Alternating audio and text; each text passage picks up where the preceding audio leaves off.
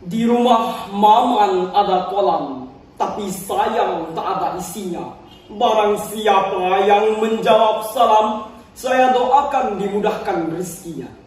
Assalamualaikum warahmatullahi wabarakatuh.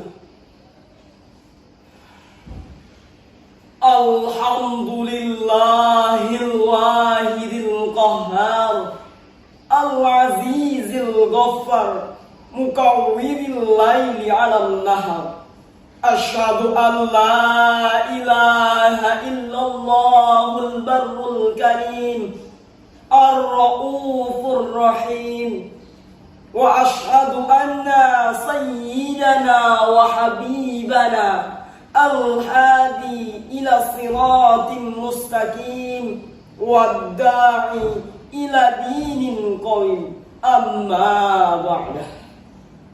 Dewan Hakim yang arif nan bijaksana, hadirin yang berbahagia, segala pujian serta rasa syukur atas kehadirat Allah Subhanahu wa Ta'ala, Tuhan yang Maha Pengasih lagi Maha Penyayang, yang tak pilih kasih, tak pandang sayang, yang nikmatnya tak terhitung, tak terbilang, yang dengan nikmat tersebut kita dapat berkumpul, bertatap muka, beradu pandang.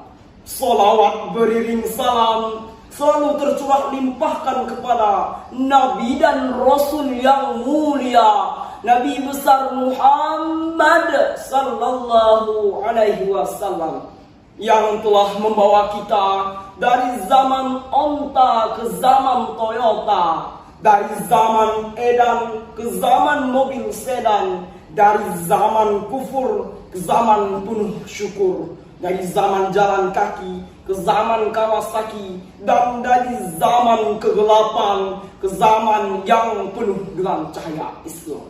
Hadirin yang berbahagia, pada kesempatan yang singkat dan terbatas ini, saya akan menyampaikan ceramah yang bertajuk pentingnya salat sebagai tiang agama.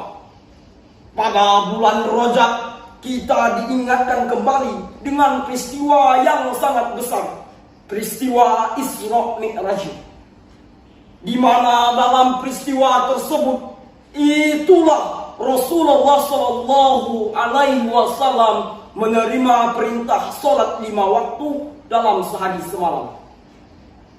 Dari segi menerimanya saja, ini sudah istimewa. Allah perintahkan kita puasa, cukup turun ayat, ya ayyuhalladzina amanu kutiba alaikumusiyam. Betul, Allah perintahkan kita untuk menunaikan ibadah haji, cukup turun ayat. Betul, Allah perintahkan kita untuk membayar zakat, cukup turun ayat. Tapi khusus untuk perintah sholat tidak cukup turun ayat, tapi Nabi-Nya langsung dipanggil oleh Allah Subhanahu wa Ta'ala. Dari segi ini saja, sholat itu sudah istimewa.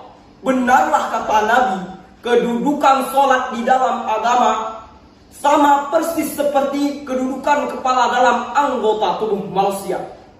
Kita yakin manusia tidak punya sebelah tangan, mungkin masih bisa hidup.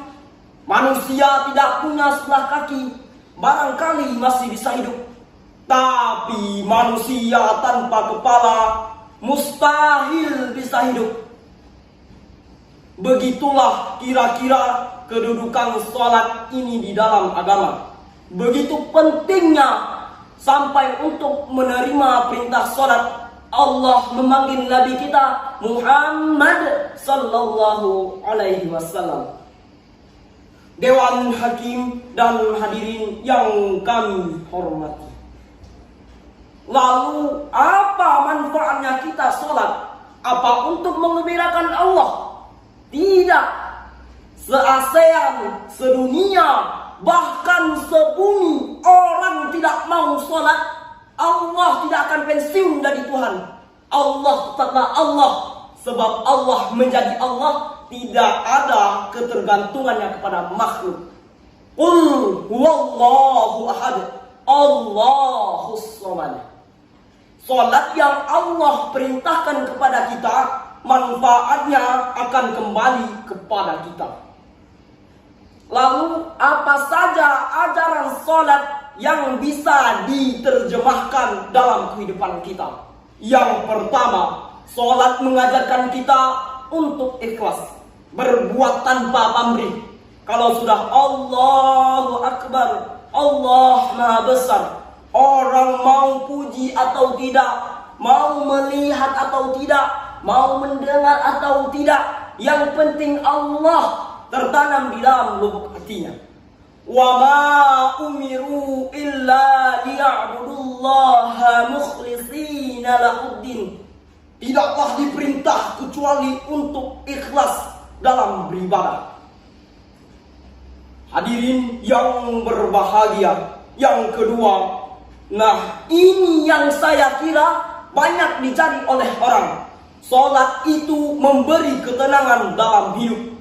Ketenangan yang bagaimana? Kita manusia hidup kan punya ambisi dan emosi. Yang orang lain punya, kita juga ingin punya. Itu wajar.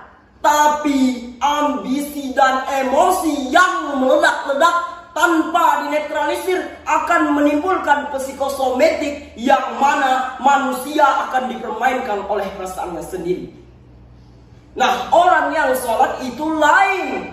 Dia tidak akan banyak terpengaruh dengan situasi yang ada. Sholat membawa ketenangan pribadi, berumah tangga, bermasyarakat, bahkan sampai bernegara. Inilah makna dari ayat Allah. Wa aqimis sholata, innas sholata tanha anil fahsya'i wal munkar. Sholat yang didirikan dengan betul mampu mencegah manusia dari perbuatan keji dan munkar. Hadirin yang kami muliakan, inilah ceramah yang bisa saya sampaikan. Mohon maaf atas segala kekurangan. Kura-kura merangkak di atas tanah, merangkak hingga ke belakang rumah. Semoga ceramah ini membawa berkah menjadi lentera di alam barzakh. Wassalamualaikum warahmatullahi wabarakatuh.